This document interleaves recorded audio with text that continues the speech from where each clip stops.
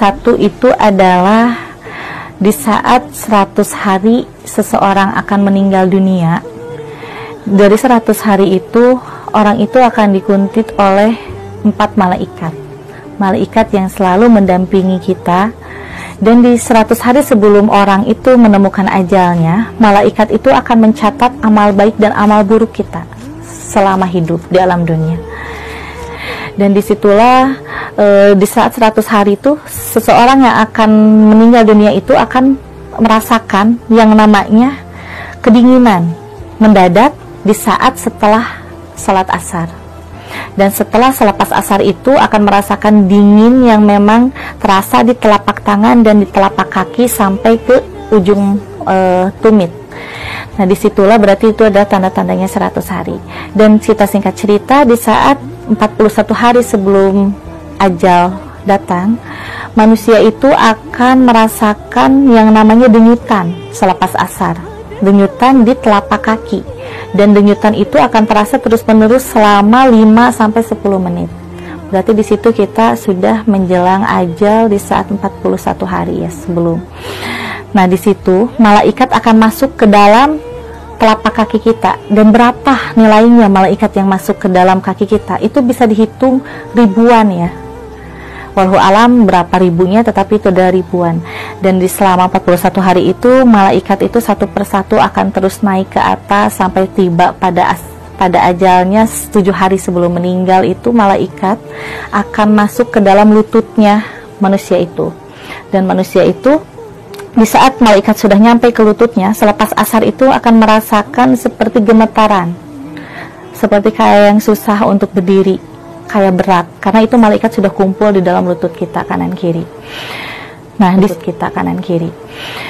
Nah, di situ kita harus benar-benar bisa meningkatkan diri kita kepada Allah, harus bisa lebih mendekatkan diri, tawadu, dan kalau bisa sebisa mungkin berpuasa untuk membersihkan dosa-dosa yang tersisa di dalam diri kita. Dan singkat cerita, setelah 3 hari menjelang ajal, malaikat naik ke atas perut kita. Di saat di dalam perut kita itu, malaikat akan memulai untuk bisa menghapus daun nama yang ada di dalam pusar. Karena nama kita di saat kita dilahirkan ke alam dunia dan diberi nama oleh orang tua kita, malaikat mencatatnya di dalam daun yang memang berasal dari surga yang disimpan di dalam pusar kita. Dan satu persatu malaikat akan menghapus nama kita di daun yang ada di dalam pusar kita. Nah, disitulah akan terjadinya tanda-tanda terlihat oleh orang lain bahwa manusia yang akan mendekati ajalnya pada 7 hari sebelumnya, 3 hari sebelumnya, daun telinga ini akan turun ke bawah dan mata itu akan tidak bersinar seperti redup gitu, dan hidung pun juga tidak akan kencang tetapi agak turun ke bawah, dan telapak kaki akan merunduk ke bawah, tidak akan lurus seperti ini. Dan di saat 1 hari menjelang sebelum kematian, di saat hembusan napas seseorang yang akan meninggal itu akan terasa dingin di telapak tangan. Berarti itu kita tidak akan pernah menemui lagi kehidupan di besok hari, dan kita tidak akan bertemu lagi dengan yang namanya salat asar.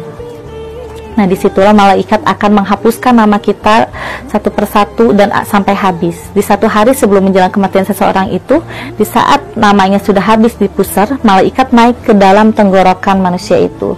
Dan di saat malaikat naik ke dalam tenggorokan manusia itu akan digambarkan perilaku-perilaku buruk kita, perilaku-perilaku baik kita di saat masa lalu sampai sebelum menjelang ajal. Dan disitulah kita akan mengingat semuanya, dan disitulah kita masih ada kesempatan untuk bisa memohon ampunan dari Allah Subhanahu Wa Taala. Karena kalau jika malaikat sudah naik ke ubun-ubun kita, sudah tertutuplah pintu taubat kita di alam dunia.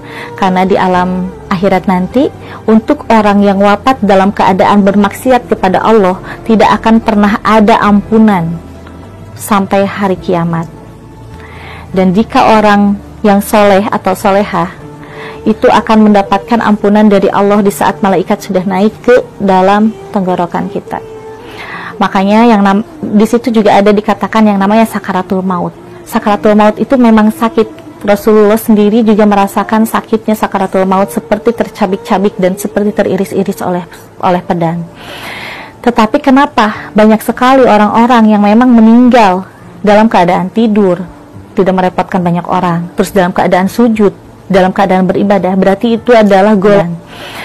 Tetapi kenapa banyak sekali orang-orang yang memang meninggal dalam keadaan tidur, tidak merepotkan banyak orang, terus dalam keadaan sujud, dalam keadaan beribadah? Berarti itu adalah golongan orang solihin, atau bisa dikatakan golongan orang solihin itu yang akan berkumpul dengan kaum muqaddasah di alam akhirat nanti.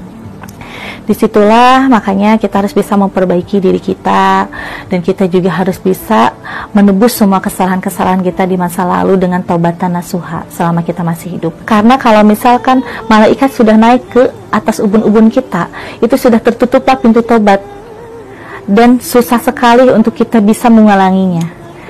Nah, setelah malaikat keluar dan mencabut nyawa seseorang itu, disitulah kita akan melihat jasad kita terbujur kaku, dan itu seperti mimpi. Jika orang yang meninggalnya dalam keadaan baik, itu akan bersenang hati karena akan cepat-cepat mendapatkan tempat di alam barzah. Tetapi jika orang yang meninggalnya dalam keadaan bermaksiat kepada Allah, di saat jasadnya dipikul oleh 4 orang laki-laki, disitulah rohnya akan berkata, celakalah aku, mau dibawa kemana aku ini? Karena mereka belum siap untuk bisa mendapat takwanan dari malaikat di alam kubur sana. Tetapi kalau orang yang soleh, yang solehah, pasti akan bilang, segerakanlah aku, karena aku akan menyambut dan bertemu dengan Allah yang menciptakan diriku, karena akan mendapatkan nikmat di alam kuburnya. Begitu pemirsa. Dan di dalam bab 3 itu ada tentang bahwa manusia itu bisa melihat roh-roh orang yang memang meninggal dalam keadaan bermaksiat kepada Allah. Siapapun orangnya yang bisa menguasai kitab Jurumiyah dan bisa mempelajari dan membaca juga mengerti isi kitab Ri'idatul Al-Qadir, di saat kita membacakan satu ayat Al-Quran yang tertulis di dalam kitab Ri'idatul Al-Qadir, ada Quran surat Al-Baqarah, kita akan bisa melihat ke atas langit itu, melihat roh-roh manusia yang memang belum diterima di sisi Allah. Dan itu berlaku kepada siapapun, bukan dari golongan orang solihin, bukan dari golongan orang yang bermaksiat atau yang seperti apa, karena yang namanya amal baik dan amal buruk hanyalah Allah yang menilai, dan malaikat ditugaskan untuk mencatatnya. Dan disitulah yang sangat mengerikan, di saat orang yang menguasai kitab Jurumiyah dan juga belajar kitab Ri'idatul Al-Qadir, di saat melihat ke atas itu akan melihat roh-roh yang memang bergantungan di atas langit yang tidak diterima di sisi Allah, dan akan mendengar jeritan-jeritan yang meminta tolong dan ingin kembali, jeritan-jeritan yang meminta tolong dan ingin kembali. Seandainya waktu bisa berputar kembali, mereka tuh ingin memperbaiki dirinya, ingin memperbaiki sifat-sifat buruknya, tetapi semua itu sudah tidak bisa, karena nanti di akhirat itu, di hari kiamat, sebelum mereka masuk ke surga dan neraka, akan dikumpulkan yang dinamakan dengan alam pertimbangan. Alam pertimbangan itu sebelum hari kiamat itu akan dikumpulkan seluruh manusia yang sudah meninggal. Mereka akan dikumpulkan di padang mahsyar, dan itu akan ditimbang satu persatu antara amal baik dan amal buruknya. Di saat amal baiknya lebih banyak, itu pasti akan mendapatkan tempat dan disatukan dengan golongan orang solihin dan kaum muqaddasah. Dan jika orang itu keburukannya lebih banyak daripada kebaikannya, maka disitulah mereka itu akan langsung dimasukkan ke api neraka. Ini ada pertanyaan, bagaimana dengan orang yang meninggal kecelakaan atau bunuh diri? Kalau untuk yang kecelakaan itu, kecelakaan tanpa disengaja itu bisa dikatakan adalah syahid ya, apalagi kecelakaannya itu sampai langsung meninggal dunia. Tapi yang namanya sakaratul maut itu tetap semua orang merasakan yang namanya sakaratul maut, tetapi lebih dilihat lagi ke dalam amal baik dan amal buruknya. Jadi tetap dikembalikan ke amal baik dan amal buruk kita yang akan menjadi tabungan kita di akhirat. Jika orang yang jika orang yang kecelakaan itu memang semasa hidupnya lebih banyak amal kebaikannya, berarti itu udah jelas syahid. Tetapi jika lebih banyak keburukannya, itu bisa dikatakan orang itu meninggal dalam keadaan hina, dalam keadaan bermaksiat kepada Allah. Nah, beda halnya dengan orang yang bunuh diri. Yang bunuh diri itu adalah orang yang memang tidak mempunyai iman. Karena yang namanya kematian itu sudah tertulis di dalam Lauh Mahfuz, itu adalah takdir. Tetapi dengan yang bunuh diri itu adalah kemauan dan keinginannya sendiri. Berarti itu dikatakan orang yang memang tidak mempunyai iman dan tidak akan diterima di sisi Allah. Dan mereka rohnya itu akan tetap tergantung sampai menunggu hari kiamat. Kalau untuk yang sakit, di dalam kitab Hidayatul Aqadir itu dijelaskan, jika seseorang sakit dan sakitnya itu terasa di dalam perut, itu di saat mereka meninggal dunia, itu akan dikatakan syahid, karena penyakit yang paling berat itu adalah penyakit yang dirasakan di dalam perut. Sesuai dari Kanjeng Rasulullah SAW, jika ada umatku yang meninggal dalam keadaan sakit perut, itu dikatakan syahid. Yang jelas yang akan dikatakan mati syahid itu adalah orang yang sakit perut. Tetapi sakit perut itu bisa dikatakan bukan berarti sakit perut karena dibuat oleh sendiri minuman keras gitu ya, tetapi seperti orang yang punya penyakit mah kronis gitu. Pokoknya tentang pencernaan aja, tentang pencernaan, dan itu memang sakit ya, tidak dibuat sendiri, itu dikatakan syahid. Terus proses dari malaikat itu sendiri kan 100 hari udah mulai untuk orang yang akan meninggal. Terus kalau yang meninggalnya mendadak, kecelakaan atau bunuh diri itu seperti apa prosesnya? Kalau untuk yang kecelakaan itu bisa dijadikan itu adalah kematian takdir ya, karena kan yang namanya kematian itu tidak ada yang tahu. Karena kematian itu di saat manusia dikandung oleh ibu di usia 4 bulan, manusia itu di dalam rahim ibu itu udah dituliskan di dalam lauh mahfuz tentang kematiannya, rezekinya, jodohnya, dan segalanya. Pokoknya tentang kehidupannya. Nah, kalau untuk masalah rezeki dan masalah jodoh itu adalah pilihan tergantung kita yang menjalaninya. Tetapi kalau untuk kematian yang sesungguhnya itu adalah takdir Allah. Nah, jadi jika orang yang meninggalnya kecelakaan, berarti itu sudah ada di dalam keterangan lauh mahfuznya. Dari 100 hari sebelum orang itu meninggal dunia, memang sudah diikuti oleh malaikat. Tetapi kalau untuk yang bunuh diri, itu yang mendahului kehendak Allah, yang tidak mempunyai keimanan dan ketakwaan. Makanya dari itu dia ambil jalan pintas dengan bunuh diri. Mungkin di alam dunia ini dengan dia bunuh diri, dia itu merasakan sudah tenang ya. Tetapi kalau untuk di alam barzah itu udah jelas mereka itu tidak diterima di sisi Allah, bahkan tidak mempunyai tempat, bahkan dianggapnya itu adalah hina. Jadi kalau orang yang memuja setan itu kan sudah dikatakan musyrik, dan di saat dia meninggal dalam perjanjiannya, dia itu udah jelas tidak akan diterima di sisi Allah dan tidak akan diterima di bumi. Karena di saat dia meninggal itu bukan takdir yang sesungguhnya, tetapi dia itu langsung dibawa oleh siluman itu sendiri dan akan dipekerjakan di alamnya sampai pada kematian yang ditakdirkan oleh Allah tiba. Setelah kematiannya tiba, orang itu terbebas dari perjanjian. Betul, di saat kematiannya tiba akan terbebas dari perjanjian itu, tetapi tetap akan dijadikan seperti tidak jauh dengan sampah karena dia memuja kepada selain Allah. Kalau untuk orang yang diguna-guna itu, kalau misalkan meninggal, tetap itu adalah takdir dari Allah. Karena kalau misalkan orang itu belum pada saat waktunya meninggal, pasti walaupun sesakit apapun, diguna-guna seperti apapun, dia akan mendapatkan pertolongan dan perlindungan dari Allah. Jadi kalau orang yang meninggal karena guna-guna, tetapi itu memang sudah takdir dari Allah meninggalnya dengan sababiah itu tetap dikembalikan lagi ke amal baik dan amal buruk kita. Tetapi kalau misalkan penyakitnya di dalam perut, itu udah jelas syahid. Tetapi kalau orang yang meninggal karena guna-guna, tetapi itu memang sudah takdir dari Allah meninggalnya dengan sababiah itu tetap dikembalikan lagi ke amal baik dan amal buruk kita. Tetapi kalau misalkan penyakitnya di dalam perut, itu udah jelas syahid. Tetapi kalau misalkan dia meninggal karena santet sambar nyowo gitu kan, itu jelas semua dosa-dosanya orang yang disantet itu akan pindah kepada orang yang memang menzaliminya. Jadi untuk yang meninggalnya itu bisa dikatakan syahid juga.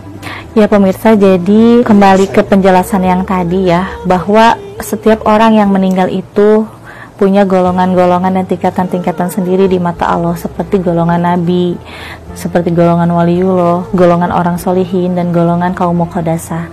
Dan untuk golongan-golongan orang yang memang meninggal dalam keadaan beribadah kepada Allah, itu bisa nantinya akan dikumpulkan dengan golongan orang solihin dan kaum muqaddasah.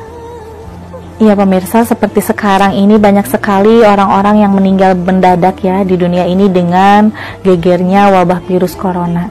Tetapi kalau memang Allah belum menghendaki manusia-manusia itu meninggal, pasti tidak akan meninggal. Separah apapun penyakit yang dia derita dan apapun itu pasti Allah akan melindunginya. Tetapi seperti sekarang banyak orang yang meninggal mendadak, itu bisa dikatakan kalau menurut saya memang sudah takdirnya. Karena kalau wabah virus corona di zaman sekarang ini beda sekali dengan wabah taun atau wabah azwada pada zaman para nabi. Karena kalau zaman para nabi itu kan wabah virusnya itu memang langsung diturunkan oleh Allah untuk menguji umatnya. Tetapi kalau untuk wabah virus corona ini kan yang dibuat oleh manusia. Dan ini juga ada pertanyaan kepada saya menanyakan bagaimana dengan orang yang sudah wafat tetapi ingin menengok ke rumah keluarganya atau kepada keturunan-keturunannya, apakah itu bisa? Saya akan jawab, insya Allah bisa, karena sesuai yang ada di dalam keterangan Quran surat Al-Baqarah bahwa siapapun orang yang meninggal dunia di saat ingin bertemu dengan keluarganya menengok, itu akan diantarkan oleh jin sobirin. Jin sobirin itu adalah jin muslim yang memang ditugaskan untuk mengantarkan orang-orang yang sudah wafat berkunjung ke rumah sanak saudaranya. Kalau untuk sanak saudaranya tahu atau tidak, itu jelas tidak akan tahu, tetapi bakal merasakan bahwa yang sudah meninggal itu atau leluhur kita atau orang tua kita yang sudah tidak ada itu lagi ada dan hadir, karena sanak saudaranya akan merasakan dan mencium aroma wangi parfum dan bunga. Tetapi jika orang yang memang pernah melihat orang yang sudah meninggal datang dengan sendiri, terus menangis dan meminta tolong, itu adalah jin korin yang menyerupai orang yang meninggal tersebut. Benarkah katanya yang sudah meninggal itu bisa melihat kita dan kita di dunia? Benarkah seperti itu? Kalau orang yang sudah meninggal sebenarnya sudah terputus ya antara kehidupan di alam barzah dan di alam dunia. Tetapi bisa ada kesempatan dalam 1 minggu itu 1 kali untuk berkunjung kepada rumah sanak saudaranya. Dan hanya doa anak soleh lah yang bisa nyampai dan bisa memperingankan hisaban-hisaban orang yang sudah meninggal. Ya pemirsa, mungkin sampai di sini pembahasan dari saya, dan saya pesan dari saya untuk sahabat setia IMP dan juga untuk semuanya, bahwa kematian itu adalah takdir dari Allah. Jadi jangan sampai kita tidak mempunyai keimanan dan ketakwaan di dalam menghadapi sebuah masalah besar. Jangan sampai ambil jalan yang pendek gitu, seperti bunuh diri, karena yang namanya bunuh diri itu tidak enak. Seperti dirinya aja akan bebas dari semua masalah, tetapi pertanggungan kita di akhirat nanti yang berat.